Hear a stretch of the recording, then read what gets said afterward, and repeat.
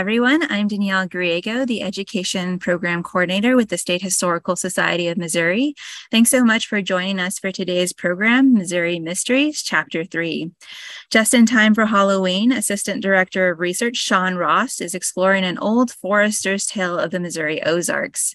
In this third edition of Missouri Mysteries, we'll learn about a creature allegedly lurking in the state's forests and how the legend of what Forester Ed Woods called the rarest of scientific specimens in 1948 came to symbolize conservation and recreation in the Show Me State.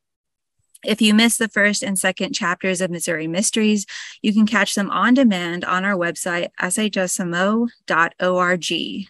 Today's program, along with all our virtual events, is made possible thanks to the generous support of the State Historical Society of Missouri's members and donors. Hello, everyone, and welcome to Missouri Mysteries, Chapter 3. We all have fears and, a fear of heights and a fear of flying, perhaps, or of spiders and such. And these fears impact our lives and influence our decision-making in a lot of ways. But what about things like the unknown, fear of the dark, that great unknown terror of what happens when the lights go out, what exists or doesn't exist, just beyond where the light ends and the darkness begins. What's out there in the darkness, in the shadows? Are we alone? Are we being followed? Do we feel like something is watching us from beyond the darkness? Today's Missouri Mysteries touches on this isolation feeling, this loneliness feeling, and focuses on Missouri's forests by offering us a legend, or you could say an old forester's tale, perhaps, about something allegedly lurking in the Missouri Ozarks. And woe to the greenhorn forester or the logger, and even the experienced one at that, who quickly learned on the job that something was perhaps out there amongst the trees, watching them, following them. But hey, these are tall tales, right? Paul Bunyan, Babe the Blue Ox, these aren't real, right? Missouri's forests are quite beautiful during the day, but what about in the shadows and in the night? For these foresters and for these loggers, both the grizzled as well as the eager greenhorn, they felt for sure that something mysterious was out there, just beyond the trees.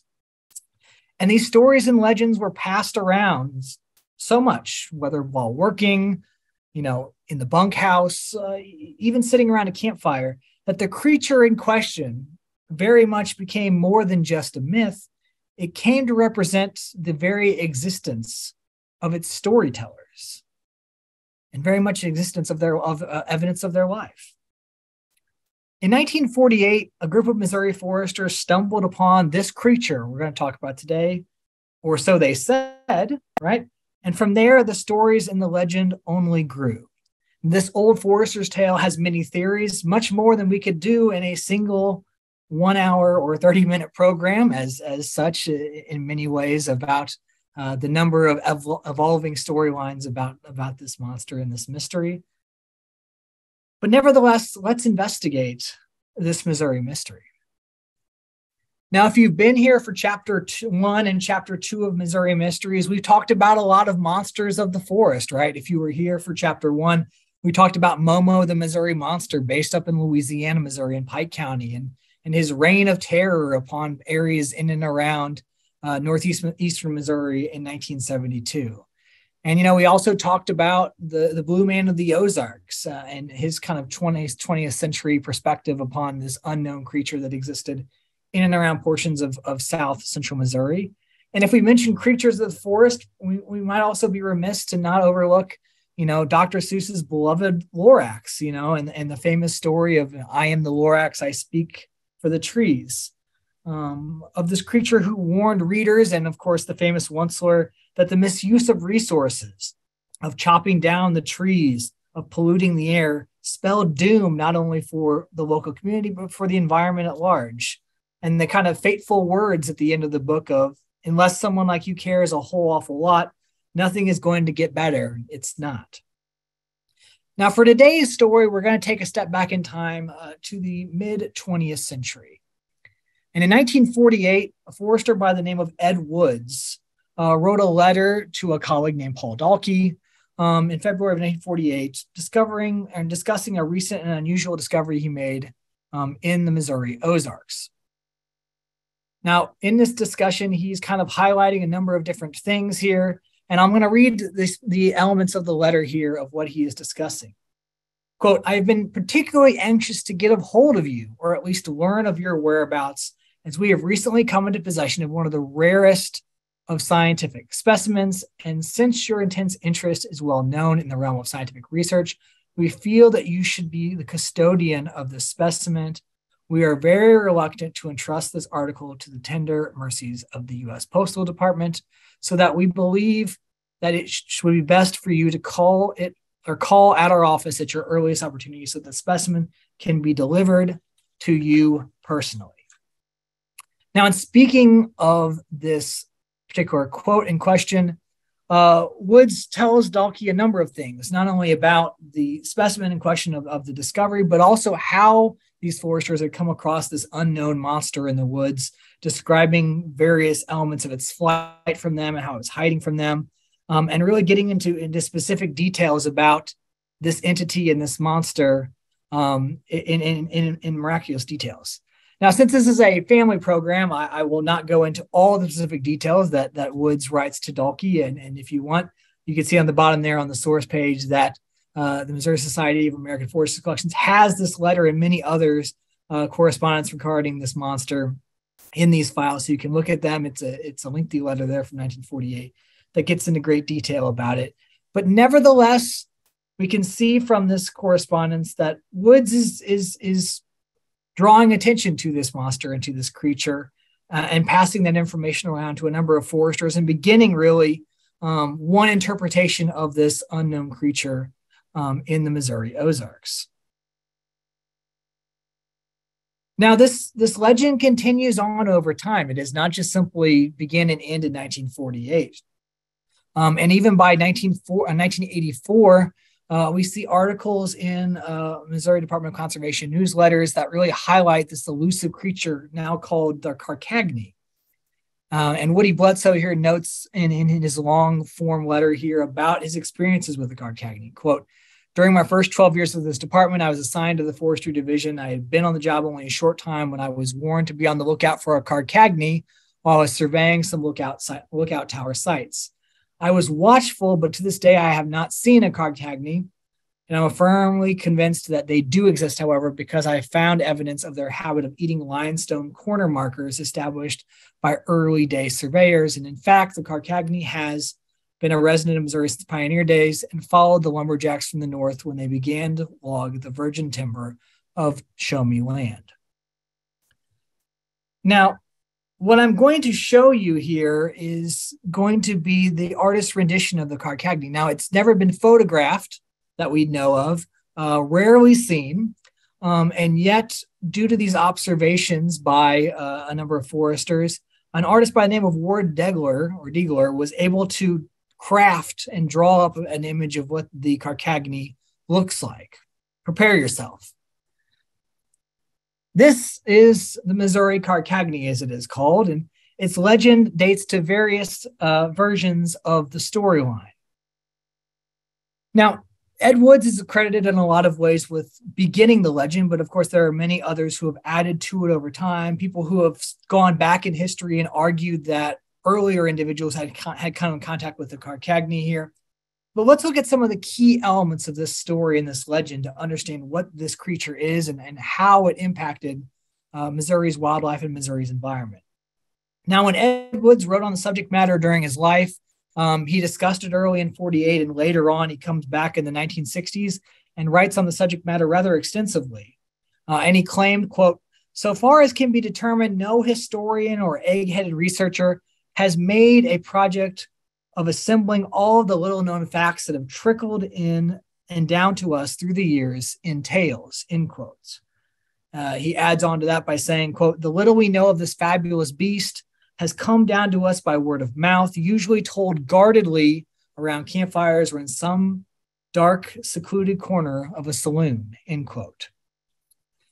Now, there has been much debate about the origin story of the Carcagni, as Woods kind of alludes to there. For some, there was the argument that this creature goes back in time generations, and that all people who had engaged in some point in the Missouri Ozarks and the Missouri forest areas of that region had encountered some sort of creature similar to Carcagni. Others say that perhaps the story really does not originate as far back as we think, but instead is a logger's tale that comes from the 1930s and the 1940s, that Canadian loggers who had come into the United States for various programs during the Great Depression had passed the story along over time, and that when those loggers moved into places like Missouri, they brought the story with them, and thus the monster then now resides in that portion of Missouri as well. Now, in many of these stories, the Carcagni takes on various forms, and it evolves over time very, very fascinatingly in that way too. In some cases, the creature is told as being almost a rival to someone like Paul Bunyan, the great forester and kind of individual of the North, right? And that what the Carcagni does is very much in opposition or opposite of what Paul Bunyan is connected to. Now, there are a number of features you will see on the Carcagni that make it quite unique and quite significant and important in that way. First and foremost, you'll notice its mouth and its head there. Varying definitions of it are everything from an alligator head to something reminiscent of a dragon's head. Teeth that are very sharp, but in some cases in the stories have been equated to hippo teeth. You could see the body there very much resembles a turtle shell or very much a hard shell body. Its legs drive down to the ground there and include talons on the very end. It has feathers and almost wings on the top there. And it has a very lengthy tail that serves in many cases as an antenna, but also as a brush, arguing that in many cases the creature flew backwards so that it could see where it had been and it could cover its tracks at the same time. In many cases, this is what legendary elements of the story have pointed out is why it's so hard to find the Carcagni. Is that one, it brushes off its very tracks as it moves along. Two, it can rise up in flight and move along that way. And three, that when it is startled, when it is scared, when it encounters anything it is not unusual with, it'll actually go up inside of its body there and disappear, and that you are unable to see it in many cases because of that. As such, it appears to be aggressive at times, but also known to be quite shy in the sense of its hiding. And in terms of its future generations, there have been a number of tales regarding that. Some have argued that to merely have offspring, the Carcagni has to basically give birth 40 miles from land, sea, and air. And in other cases, that when it lays its eggs, the argument for sinkholes are developed from the fact of the Carcagni's eggs. And when the newlings hatch out, they slowly begin to eat at the earth and dig into these holes. Now, one of the main features of the Carcagni, as we can see here, is what is in its mouth there. And that is its famous diet of limestone. This has been particularly noted in many of the stories that the creature eats the limestones, not only of cliffside areas of Missouri, but also that perhaps Missouri's very cave system in itself can be attributed to the Carcagni and its advanced appetite. That sinkholes are very much dedicated to the Carcagni's appetite. And for the forester and for the surveyor, the Carcagni provides many Newsom-like activities, as it also has a taste for the cornerstones and the sections that mark pieces of property for townships, acreage, and general property ownership. Now, the story has evolved over time in many ways, from Ed Wood's original story to those of Gus Hoyer, and even into the 1960s and 1970s and 1980s, these stories continued on forth. John Wiley, the assistant state forester for the Department of Conservation, wrote a brief article in 1972 discussing the fact that the Smithsonian Institution, in covering various American tall tales and American mythical beasts, had obviously forgotten the most important one perhaps of all, which was the Carcagni, and had written a letter that was published in a couple of newspapers detailing why the Carcagni was in need of a reevaluation and a need for further discussion. And in noting many of these previous characteristics that I've highlighted, he also added new elements to the lore, and noting that the creature had weak eyesight and that it was flying in many cases unknowingly knowing where it was going, in addition to going backwards, and that the eggs that were laid were an element of its offspring, and that this was the foundation for many of the additional cave systems and sinkholes that had been discussed before. Now, Dan Saltz adds to that story once more in the late 1970s and early 1980s. He had been a writer and a former editor of the Missouri Conservationist magazine, and he pens a number of articles about the Carcagny and its legend. And one particular one of note is in the Ozarks Mountaineer in 1978, which discusses the monster and the legends under the title Save Our Carcagny, which is what the clipping is from there. And he argues that a lot of recent events in Missouri history, natural events, natural disasters, can very, very much attributed to this mysterious monster, the Carcagny. And he notes that Missouri's geological history and its abundance of caves very much add to the theory of what the monster is capable of, that it not only could be considered one to cause these caves because of its eating of various stone and limestone materials over time, but also that perhaps the element of forest fires could be discussed in context with it being able to breathe fire as it basically digests these various limestones, and thus the fire is what causes the forest fires in many ways. Noting in the article rather obviously that, as he says, because surely no one else has ever set a forest fire. Everyone who ever is being accused of it always says that they never left the match behind. They never did anything, right? Now, interestingly enough, as these stories evolve over time and as the Carcagny becomes this feature of Missouri lore, of Missouri history, and because it becomes something very much acquainted with the forestry community, with conservation, and with the environment, it takes on a much larger element of culture beyond just simply the legends and the stories that go along with it. Beginning in the 1950s and into the 1960s, a number of organizations spring up in and around Missouri connected to environmental issues and conservation. And one of note is a group called the Carcagny Club, which gets its origins really in this Ozark regions in and around Mark Twain Forest, in and around places like Salem and Rolla, and all the way down to communities in and around Shannon County, especially. Now, the Carcagny Club was a meeting group of in the Ozarks regions for foresters and nature enthusiasts to discuss local issues very much in tune with their environment around them, everything from land management to conservation to politics to even elements of forestry and things like that. This starts really in the late 1940s into the 1950s. And its two primary leaders early on are Ed Woods, one of the originators of the Carcagny legend, and Gus Hoyer. And membership was open to any number of individuals who had an interest in local matters and local affairs related to the environment and conservation. And it had a widespread reach. In many of the newspaper clippings that I came across in this research, you not only have the Carcagny Club meeting to discuss local matters, but you have members of the state legislature coming by to discuss issues. You have recreational groups coming by. You have field trips by the Carcagny Club to discuss various issues. And in fact, in 1961, a subcommittee of the Missouri General Assembly comes down to the Carcagny Club to discuss a couple of matters, and I'll read them off here very quickly here. They were discussing legislation that included updating statewide standards for the Water Pollution Board, expanding forest fire protection districts, promoting wood using and producing industries, providing seedlings for reforestation to landowners, and increasing sentences for arson and forest fires. So we could see a number of significant topics being discussed here within these Carcagny clubs. And at the same time that these are going on here, we can also see that there's very much a connection between the Carcagny Club and a organization that is really growing at this point in time in Missouri in the 1950s, and that is Pioneer Forest. The direct connections are Ed Woods, as a founder and member of the Carcagny Club, was also a forester for Pioneer Forest, but also Leo Dry, a businessman from St. Louis, served at one point as the president of the Carcagny Club and was the owner-operator in many ways and managed Pioneer Forest.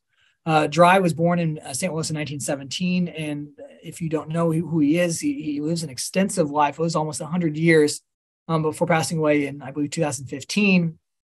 He was very much in tune with Missouri's environmental issues, especially starting after World War II, and begins to slowly buy up land throughout portions of the Missouri Ozarks and develops what becomes Pioneer Forest, which is about 150,000 acres in Shannon County, Dent County, Texas, Reynolds, Carter, and Ripley counties in kind of south central Missouri. He advocates for what is called selective harvesting of timber rather than clear cutting an entire hillside. It's kind of slowly one by one over time, and argues that this sustained forestry is really possible through self-supporting forests. And a lot of the purchases that he makes over time not only benefits Pioneer Forest and that entity, but also buying up a lot of land through his LAD Foundation that eventually gets transferred over to become nature reserves, private areas, as well as state parks and state recreation areas. And really, we can see in a lot of ways that this Carcagny Club is working alongside Pioneer Forest over time, not only as a symbol of the Missouri Ozarks, but also at the same point as an element of this kind of environmental activism of the era. And in the images here, we can see one in the middle there, a wonderful photograph from Missouri Rarest collection on the Missouri Conservation Commission, which was very much tied into what the Carcagny Club is doing. On the right, you can see a meeting overview of a recreational conversation involving the Carcagny Club. And then we could see a field trip element on the left there of a forest fire in the district, as well as a new producing mill in and around the area as well. Here we can see Leo Dry and his wife Kay Dry on the right as they're touring Greer Springs down in south central Missouri. And then on the left there, we can see George White, who was the state forester, as well as Lee K. Paulsell, who was a forester for Pioneer Forests and also connected in many ways with the Carcagny Club as well. Now, the Carcagny Club exists for a period of time and certainly has a reputation in and around the Ozarks region, but the Carcagny becomes much more than that going forward. Beginning in the 1980s, there are several efforts to remember the Carcagny and these Carcagny clubs and of course, environmental activism and issues involving the state of Missouri going forward. In 1982, the Missouri Society of American Foresters establishes an award called the Carcagny Award that was given out to a forester or a staff member for outstanding achievement in forestry and service to the forestry profession. And we can see here that starting in 82, a number of these awards were given out as a replica of the Carcagny itself. You can kind of see there in those various representations. And the article there in the middle kind of highlights the first awardee, which was Dr. Richard Smith, who is a professor of forestry at the University of Missouri in Columbia. And this award is still active. While not given out every year, there are a couple of gaps in times. It is celebrating its 40th anniversary this year and has still been an active component of not only the Society of American Foresters, but also for those who have worked in the forestry industry as kind of a lifetime achievement award and an honor distinguished upon them for their service to the profession. Finally, there's also an Ozark Trail section called the Carcagny section, and this runs in and around central and southern Ozarks region throughout the Ozark Trail, and is roughly 29 miles in length.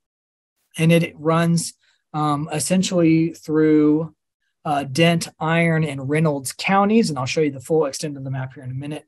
But the Ozark Trail really began in the 1970s as an idea to connect metropolitan areas outside of St. Louis all the way down to the Arkansas border by providing recreational outlets and providing a trail that could link these various points along the way for not only hiking and camping, but also a number of ways to engage with the larger environment. And this trail, in its full implementation, is going to be roughly 700 miles long. It is still an ongoing process that connects into Arkansas. And then there's another trail through Arkansas at the same time. And this section is created in the 1980s, has been updated over time, and features a number of very interesting aspects of it through the area that aligns with a lot of the history of the Carcagny at the same point in time. So it aligns with Grasshopper Hollow, which is considered the largest vein in Missouri, which is a peat-forming wetlands, and as well as connects many of these regions and is considered a moderate level of hiking for people who are interested in that section of the Ozark Trail through the South Central Ozarks. You can see here the upper part of it, which goes to Sutton Bluff Trailhead. And finally, you can kind of see as it curves down towards Highway 72 through the topography of the region there, kind of going along the Black River Valley, extending down into the southern portions of the Ozarks before continuing on with the rest of the Ozark Trail. So we can see another example there of how the Carcagny has kind of ingrained itself in Missouri lore and Missouri culture. So we kind of see this element of the story beginning there in the mystique of the 1930s and the 1940s of this Carcagny creature. We can see elements of the story going forward in various retellings through conservation magazines, word of mouth, and really the creation and evolution of this creature over time to being something that is now not only celebrated with awards given out to the forestry community, and through recreational trails on the Ozark Trail, but also through the creation of something like the Ozark or the Carcagny Club in the Ozarks, and it's very much involvement with issues involving environmentalism, conservation, forestry management, and land management at the same time. It really becomes this kind of connection point for a lot of community members to rally around the issues that very much concern them and their local communities. And I'll close for today with a quote from Gus Hoyer, one of the many, many individuals connected to the legend who have added to it. And like I said, there's so much that could be said on the Carcagny in many ways and many stories that have been added on over time that, you know, it's a fun experiment just simply to engage with those stories and to read them and to look into them and see all the varying interpretations of the Carcagny and the debates about it. This is something very interesting of the tongue-in-cheek manner of does it exist, does it not exist, what does it represent, that has been debated and talked about back and forth for generations in many ways in portions of the Missouri Ozarks. But this quote from Gus Hoyer in 1963, I think really sums up the legend and the story quite well and provides an interesting conclusion in many ways to our story for today. Quote, "At first, the Carcagny was used mainly to pester the tyros that drifted into the logging camps. A favorite approach was to ask the new man to which logging camp and which logging circle he was assigned. No matter which one, the next remark would always be, 'The Carcagny sure are bad in that circle. Last week, 2 good men were taken by the Carcagny and haven't been seen since.' He goes on to say, after a day or two, when the crew would be hanging their long handles to dry around the big stove in the bunkhouse, the new man would ask, 'What is this Carcagny?' This," as Hoyer says, "is what the crew was waiting for. And the rest of the evening, imaginations would run rampant." End quote.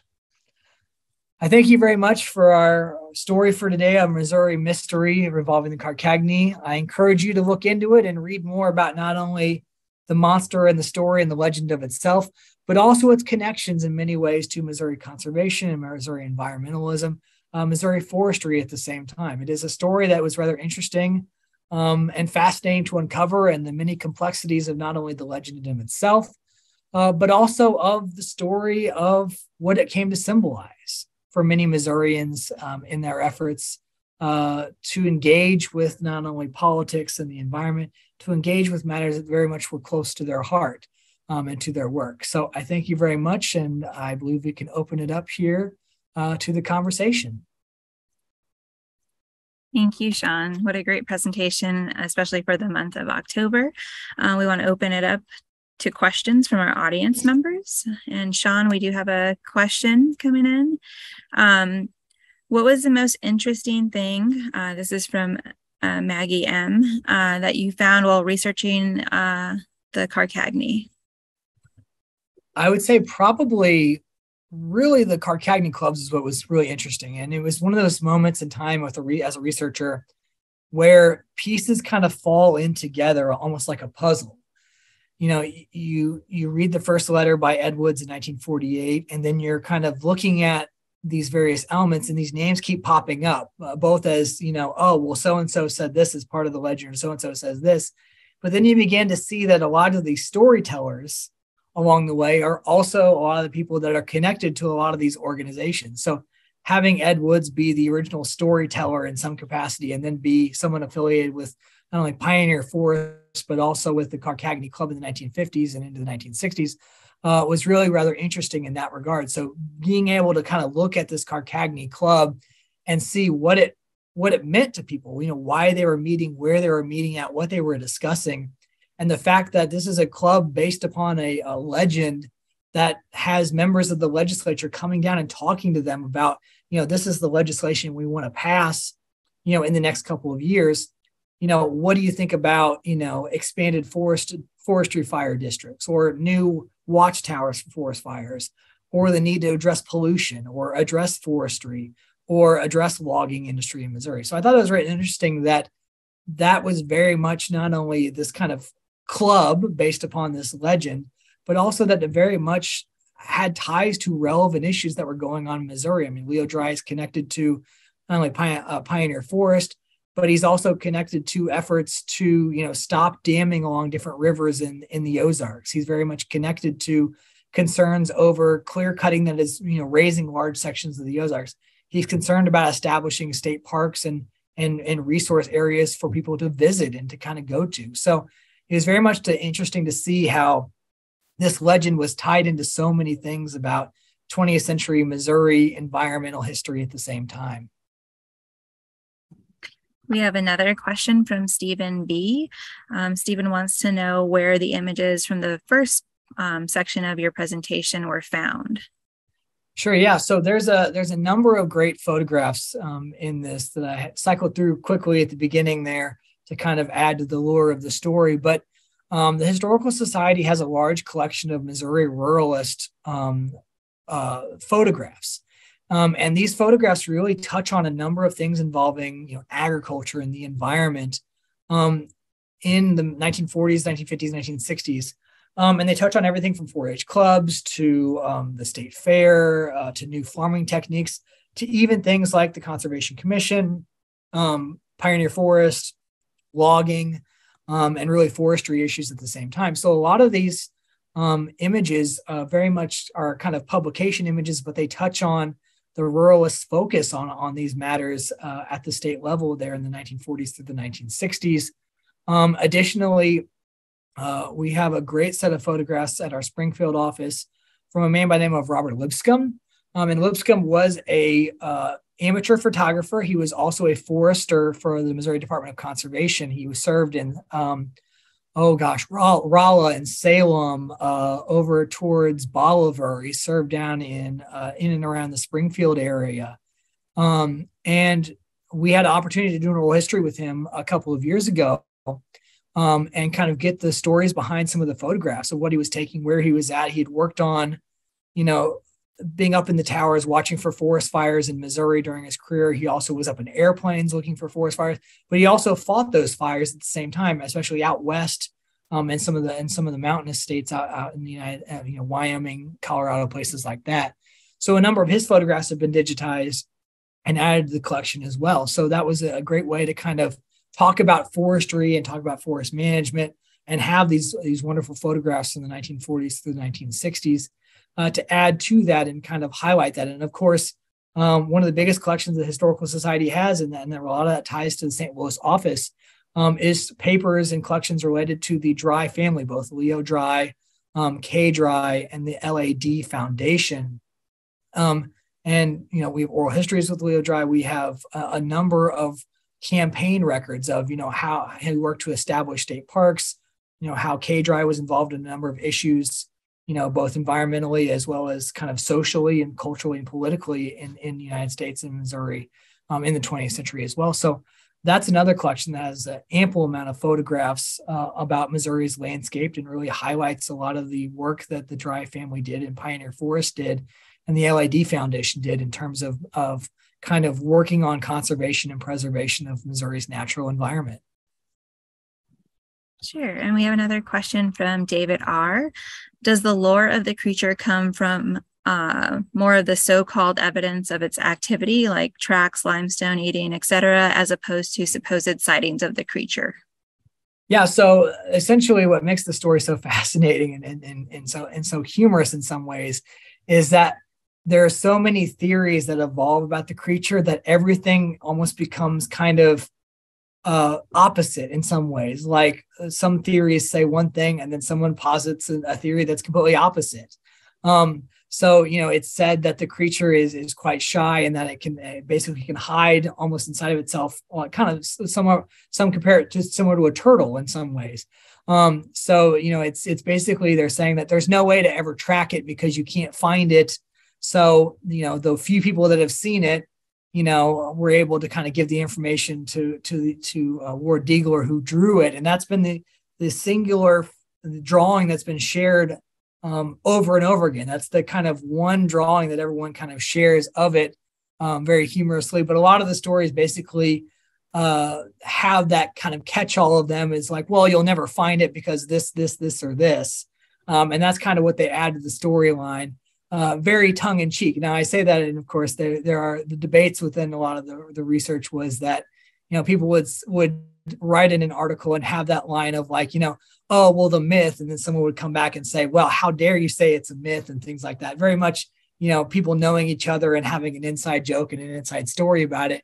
But that's very much a part of it, was the idea that the legend is very much alive and well because there are so many things that could explain away any theory to disprove it. Is simply, yeah, this happened. This is why you didn't see it, or this has happened. This is why you couldn't track it, and things like that. So everything from its tail being able to wipe away its own tracks, to being able to hide within its body, to being able to fly, to being able to disappear, everything like that all kind of adds to the lore of why no one sees it, right? It's just a myth told between foresters that kind of gets out to the general public and becomes larger folklore over time, and then becomes this kind of cultural story of the Ozarks that very much gets connected to the environmental subject matter, environmental heritage of the region as well. We have another question from Helen B. She is asking, how did you stumble upon this to research? How are you inspired to take on this presentation? Right. So every year I get asked what's next, like what's the next mystery to write about. And it's difficult. It really is, because you want to find something that is not just simply a short story told between people, but that has a longer historical legacy and significance in a lot of ways. And, I have to admit that this year I was struggling in some ways to come up with a theme for the presentation. And luckily, my wonderful colleagues at our Raleigh Research Center, Carol Goggin and Kathleen Seal, were processing papers. And that is in and around the region that a lot of the Carcagny stories come from. And they just kind of shared with me that, hey, this is a drawing that this person, Ward Diegler, made about the Carcagny. These are some of the letters that we have discussing this creature. You should look into this and see what this is all about. And luckily, I was able to find some individuals who had written about it kind of on the edges, talking about the Carcagny Club, like Susan Flotter, writing on the legacy of Pioneer Forest, talks about the Carcagny Clubs ever so briefly and some of that, people referencing it in newspapers and things like that. So they were really the ones who said, maybe this is something to look into, see if there's something there. And we kind of quickly were able to assess what was in the collection and what could we highlight from the collection that would really feed into the storyline. And I really appreciate them for coming up with that, because it was fascinating. It was really exciting to kind of look at this history behind the mystery in a lot of ways, and to kind of see how this story is not just simply something told between friends and colleagues and, foresters and loggers, but something that very much was part of Missouri culture and still is to this day, and something that lives on not only in the stories told, but in, monuments and memories and activities of Missouri at the same point in time. So they were the ones that jump-started it and really kind of got me going in this direction for this particular episode. And we have time for one more question. Sam S. asks, have there been any reported sightings of the creature outside of the Ozark area? So that adds to the mystique, right? And a lot of the different legends, it changes over time. So the theory was that the story of the Carcagny comes from these foresters out west who bring it with them to Missouri. And that once they arrive in Missouri, that a lot of the things that are happening in Missouri forests are very much replicant of what is happening out west. And they argue, well, obviously, if they have this creature in other parts of the country, perhaps it's based here as well in the Missouri Ozarks. But it goes beyond that. I mean, the theories are everything related to, the reason why the outcroppings and cliffs of certain areas along rivers are the way they are is because the monster eats at them over time. And that's what their appearance is attributed to. The Missouri caves and the sinkholes are attributed to that.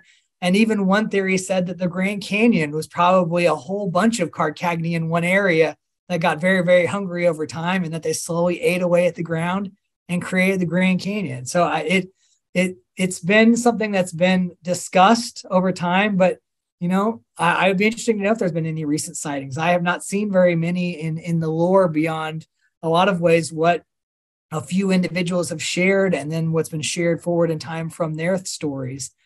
So I'd be curious to know if there's been any recent sightings and what they've been attributed to. But it's a mystery.